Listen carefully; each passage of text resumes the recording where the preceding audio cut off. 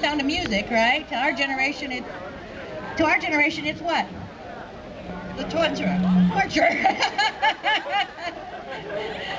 They hired them as torturers, worked for the CIA. They didn't call it torture, they said inconvenience. That's right, he said it. Rummy said, Rummy said, Rummy said, Rummy, Rummy said, Rummy said inconvenient. They waterboard, they hood, they rape, they strip them naked too. If it's allowed, it could be done to you. Done to you, done to you, done to you, done to done to you. It could be done to you. Are we a nation built on love, respect for human rights? Or do we chuck our principles when we get in a fight? In a fight, in a fight, in a fight, in a fight, in a fight, when we get in a fight. Afghanistan, Iraq, New York, and in Guantanamo, we call for full disclosure and reform that's not for show. Not for show, not for show, not for show, not for not for show, not for show. Reform that's not for show.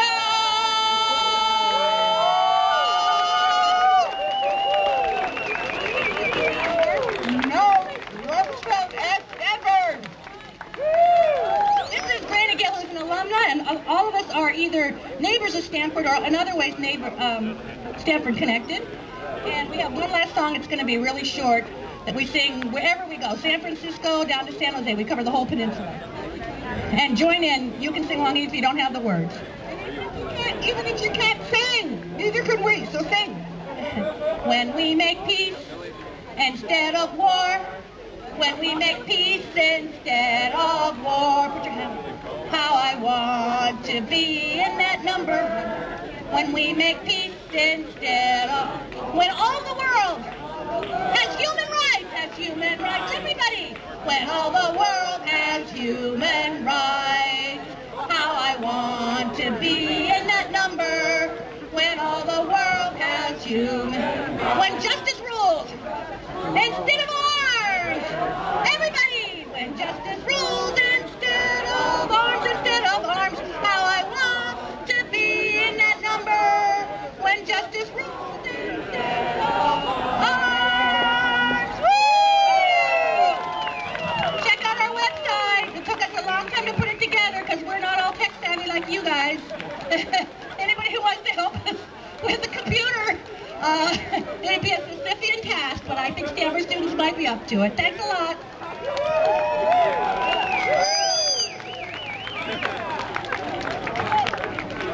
Those who are proud to have Rumsfeld affiliated with Stanford are free to say that as well. I joined with students, faculty, staff, alumni, and other concerned community members in signing the No to Rumsfeld petition online. That petition has over 3,900 signatures, but could use many more. So if you feel as I do, then type Rumsfeld Stanford petition into your favorite search engine and you'll find it easily. I also signed the faculty letter that was sent to the San Francisco Chronicle and the Stanford Daily.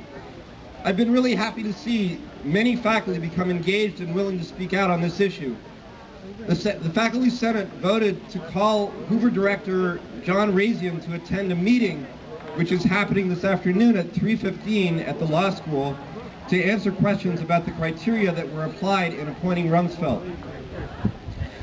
Beyond the Rumsfeld appointment itself, I hope this leads to a rethinking of Hoover's relationship with Stanford. Several faculty have indicated a willingness to participate in hearings where evidence about Rumsfeld's actions as defense secretary can be aired and debated. As many of you know, criminal complaints for violations of international law have been filed against Rumsfeld in several countries, most recently in France. You can read more about these cases at the website of the Center for Constitutional Rights, ccrjustice.org. The campus movement against Rumsfeld has been inaccurately characterized in many press stories as a threat to free speech and academic freedom. It is certainly not that. No one has a right to be appointed to a distinguished position at Stanford, and everyone has a right to say that they oppose it. That's an exercise of free speech, not a threat to it. No one I have talked to who has signed the petition or faculty letter opposes having Rumsfeld speak on campus. And if he comes here to speak, we want him to answer for his actions as Secretary of Defense, as an architect of the war in Iraq, and as responsible for interrogations that I and many others believe constitute torture and therefore war crimes under both U.S. and international law. The campus movement against Rumsfeld has a lot going for it. First, it has the interests of the university and many facts on its side. I'll have to refer you to the CCR website and other sources for the facts about Rumsfeld. The Wikipedia article on him is a good place to start. But if you doubt that Rumsfeld appointment is an embarrassment to Stanford, I'd ask you to imagine it as one of a string of appointments of international and domestic figures who have been driven from office. Let's imagine this as the Hoover still loves you distinguished fellow position. Past holders might have been Richard Nixon after he resigned as president under threat of impeachment, Spiro Agnew after he resigned as vice president after being charged with tax evasion and money laundering, Michael Brownie, you're doing a heck of a job, Brown, after he resigned as head of FEMA, Mark Foley after he resigned from the U.S. Congress, Augusto Pinochet after he was driven from the presidency of Chile, and the list could go on, of course. All of these people had experience at high levels of government. Would appointing them to distinguished fellow positions at Hoover be a good thing for Stanford? The second thing this movement has going for it is large numbers. I hope someone has a way to get in touch with those 3,915 people who have signed the online petition, because they are your base. Many of them will do much more if they are asked. And the third thing is lots of international attention. The Rumsfeld appointment and the response to it made headlines all over the world. This is a real opportunity to have an impact, not just on our campus and on the Hoover Institution, but on the war and on U.S. policy. Remember what a small group of committed students, what two small groups of committed students were able to accomplish on this campus last year on the living wage and sweatshop issues. And they did that without a large student base or international attention. Imagine what we can accomplish with those elements on our side. Faculty are looking to students to lead, but I've attended a few of the student meetings, and I can tell you that many more of you are going to have to get involved for this to work. Talk to your friends who oppose Rumsfeld and ask if they will get involved. There's a lot to do: educating people, organizing rallies, logistics, press and media outreach. And if they say they won't, then ask them why not. Talk to professors in the law school who think Rumsfeld's actions were illegal, and ask if they are willing to go public. And if they say they won't, then ask them why not. Talk to professors in the social science departments like political science who think that Hoover should be brought under normal academic governance. And ask if they are willing to speak out. And if they say no, ask them why not. Students are the conscience of the campus, and faculty will not take bold action without strong support from you. You should demand our support for you in return. I wish you all the best. Peace and justice.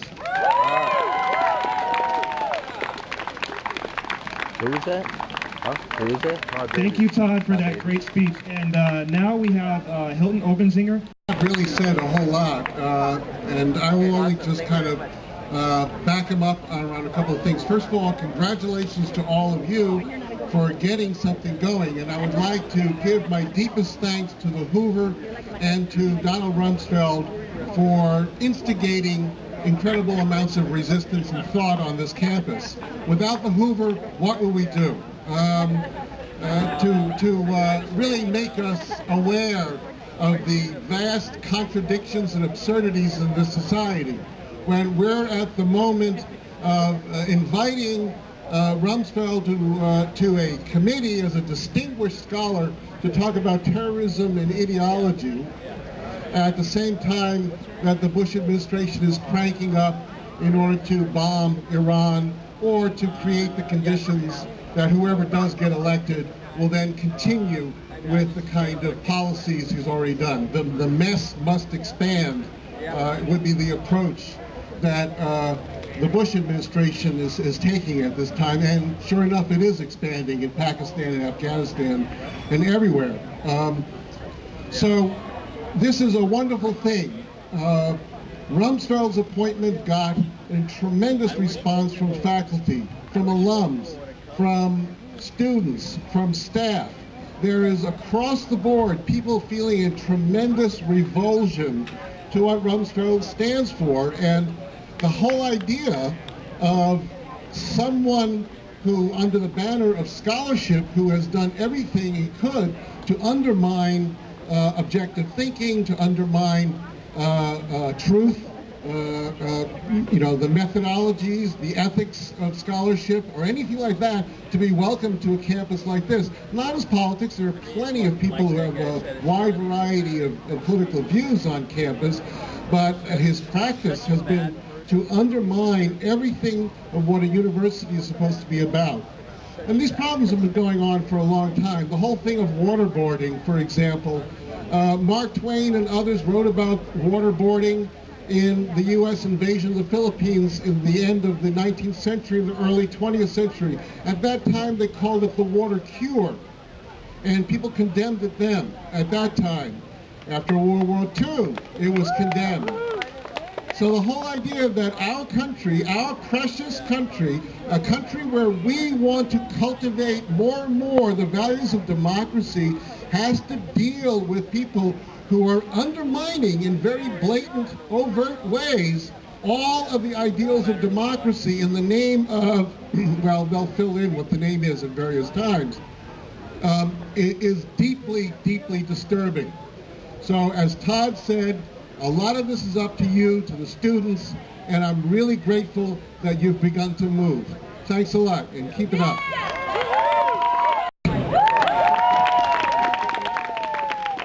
Thank you. There may be a question as to why a computer scientist and engineer might be up on this platform, but I think that we all have those responsibilities, and I wanted to tell one story about this. I used to be the president of an organization called Computer Professionals for Social Responsibility. And someone to whom we gave our award for social responsibility, who later won the Turing Award, which is the Nobel Prize in Computer Science, was a Norwegian named Kristen Nygaard. And he won it, our award, for the fact that he took a very strong technical position. He was the person who invented the first object-oriented language. Those of you who know about computing know that this is something that's really hit the world. And he abandoned that to work to democratize society, to empower workers in Norway. And he had trouble with his university, who said that he was being political. And what he said was he would admit that he was being political if his department would admit that they were political by supporting the status quo. And the reason I wanted to say this is because the opposition to the Rumsfeld appointment has been presented in most papers, as Todd mentioned, as perhaps an assault on free speech. They say the opposition, which is so strong in the faculty and the students, is a political opposition. What those reporters have failed to understand is that the appointment is a political appointment. We would not appoint someone who said that the war was going to cost twice what the president was saying it was going to cost, even though that was in itself an underestimate, because that is not the political position that the Hoover Institution wants to foreground. They are saying, as we heard, that these are the last bastions of people at which a person like Rumsfeld is welcome, and he is welcome here and will come here only if he feels that he brooks no opposition. He doesn't need to defend his ideas. And I think that we as a community need to challenge that assumption that the Hoover Institution can make those appointments in our name without recognizing that those appointments themselves are explicitly political. That's the claim that I'd like to go forward with. And I also want to echo my predecessors here and faculty speakers in saying that the real strength of any movement on a campus comes from the students. I am perhaps obviously a product of the 1960s. There was that time, I think, in many parts of our history that the 60s has been ridiculed as perhaps not being successful. But if you look at the changes that happened in this society and on campuses, what you will find is that they reached a crescendo in those years that students were active from the early 1960s through the middle of the 1970s, and that you have that power. One of the things that I've said to people when I taught twice now at Stanford, of course, on the history of political activism of the 60s, and one of the things that I foreground is that the civil rights movement began in North Carolina with 4 students from North Carolina A&T sitting down at a Woolworth's lunch counter to integrate that lunch counter. Those students were freshmen, right? They were younger than many of you in this audience, and they recognized in themselves the power to make that change. And I hope that you carry on in that fine tradition as you are today. Thanks. Thank you, Professor Roberts. And next we have a performance from Stamp. Give it up for Stamp.